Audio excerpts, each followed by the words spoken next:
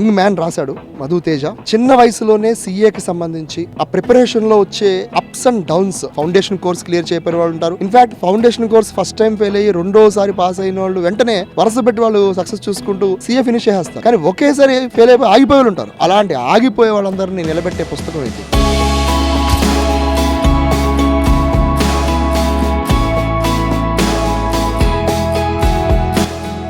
జనరల్గా పుస్తకాలు ఎవరు రాస్తారు? తలపండిన వ్యక్తులు, హేమీలు, అపార అనుభవం కలిగిన వ్యక్తులైతే పుస్తకాలు రాస్తూ ఉంటారు. కానీ విజయవాడలో ఒక 23 ఏళ్ల యువకుడు లంకలపల్లి మధుతేజ సీఏ విద్యకు సంబంధించి సీఏలో అసలు ఎంత ఈజీగా క్రాక్ చేయొచ్చు అనే అంశం మీద ఒక పుస్తకం అయితే రాయడం జరిగింది.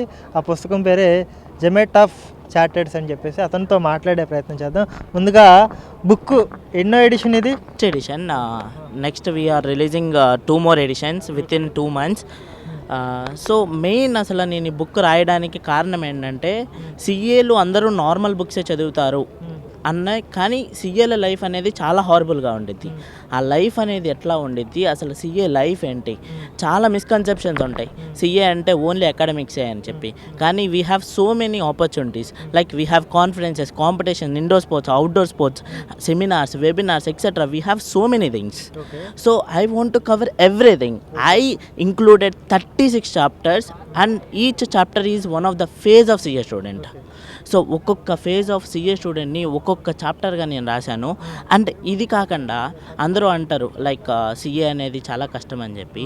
అలా కష్టమని ఫీల్ అయిన 27 మంది వాళ్ళు ఈరోజు ఎన్నో మంది చార్టెడ్ అకౌంటెంట్స్ని ఇన్స్పైర్ చేసే కొంతమంది లైఫ్ స్టోరీస్ కూడా రాశాను. అంటే ఈ పుస్తకం యొక్క ఆంతర్యం ఏంటి? పుస్తకం కొనుక్కొని ఇది రీడ్ చేసే వాళ్ళకి ఈ బుక్ చదవడం వల్ల ఎలాంటి కాన్ఫిడెన్స్ బిల్డ్ అవుతుంది అంటే నువ్వేం చెప్పు?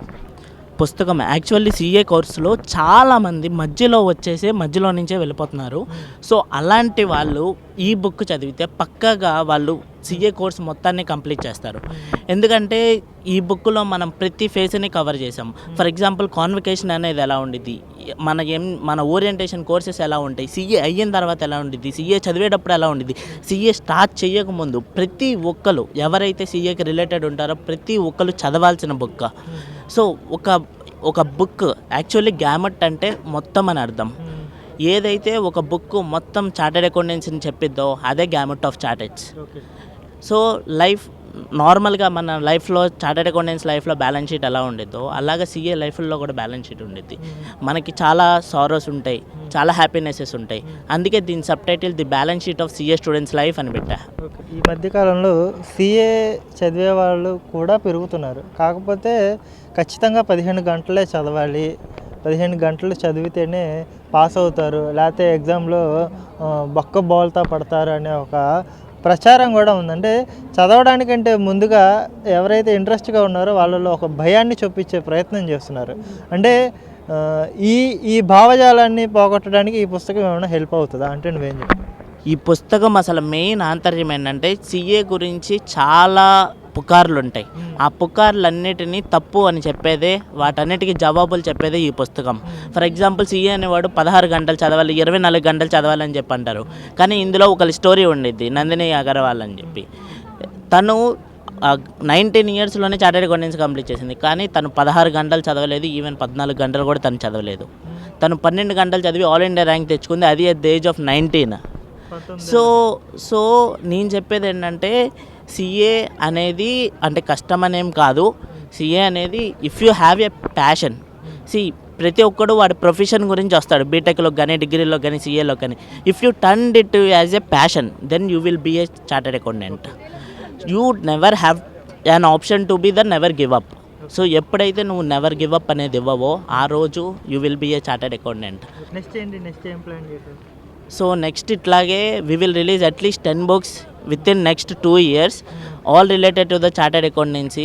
బికాజ్ ఆ చార్టెడ్ అకౌంటెన్సీ చదివే స్టూడెంట్స్ లైఫ్లో చాలా డెప్త్ ఉండిద్ది. బికాజ్ టైం గడిచిపోతూ ఉండిద్ది, they don't have money, but ages అయిపోతూ ఉంటాయి, but they are studying the CA. So ఆ సారోస్ని, వాళ్ళ పెయిన్ని, వాళ్ళ ఫైనాన్షియల్ స్టెబిలిటీని, ఇదన్నిటిని చెప్పడానికి. అండ్ చాలామందికి ఉండే ఒక మిస్కన్సెప్షన్ ఏంటంటే సీఏ అనేది చాలా కాస్ట్లీ కోర్స్ అని.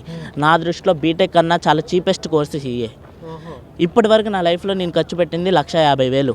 మొత్తం సీఏ కోర్స్కి. సో ఇంకా తక్కువ కూడా చేసుకోవచ్చు. ఇన్ కేస్ నేను ఇదే వితౌట్ ఎనీ ప్రిపరేషన్ నేను చేద్దాము అనుకుంటే, వితౌట్ ఎనీ కోచింగ్ నేను చెయ్యాలి అనుకుంటే, నాకు ఇదే కోర్సు ₹1,00,000 కూడా అయిపోయింది.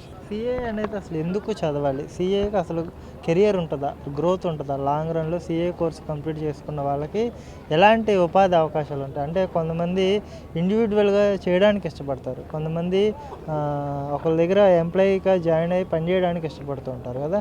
ఇందులో ఇండివిజువాలిటీగా బిల్డ్ అవ్వడానికి ఎక్కువ అవకాశాలు ఉంటాయి, లేకపోతే కేవలం ఒక సంస్థలో కానీ ఒకళ్ళ దగ్గర కానీ ఒక ఉద్యోగిగా మాత్రమే పరిమితం అవ్వడానికి సోర్సెస్ ఎక్కువ ఉంటాయి అంటే నువ్వేం చెప్పొస్తావు?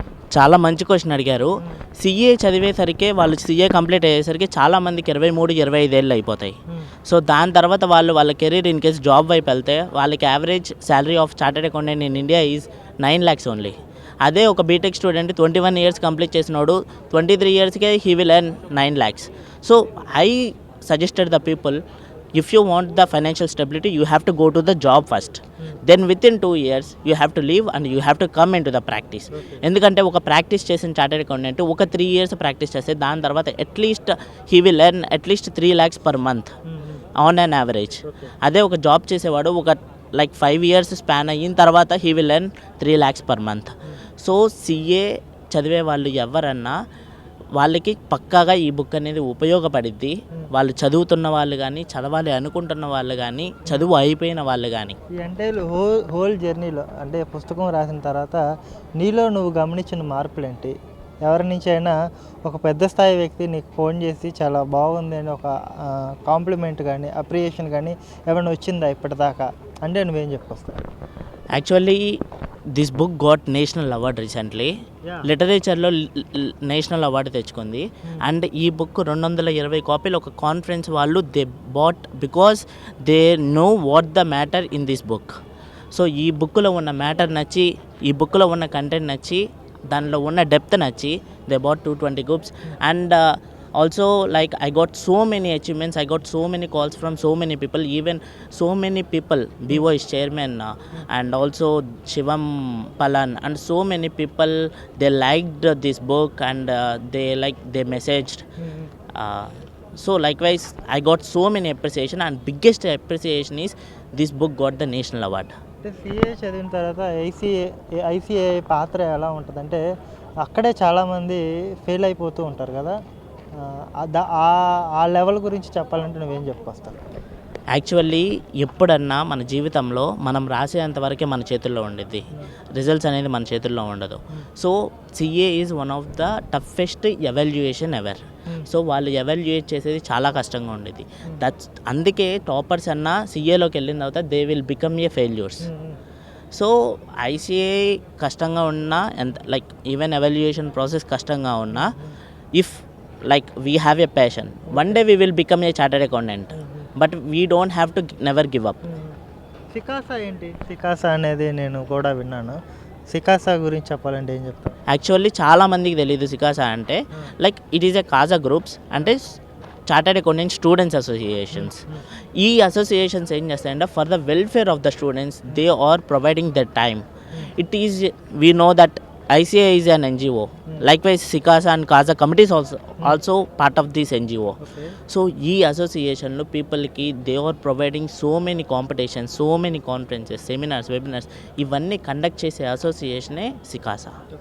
ఫైనల్గా చెప్పు మధుతేజ, అసలు సిఏ కోర్సుని సిఏ చదవడానికి నీకు ఎక్కడ బీజం పడింది? ఎక్కడ ఈ నాటు అనేది, ఎక్కడ ఈ సీడ్ అనేది ఎక్కడ మొదలైందంటే ఏం చెప్తావు?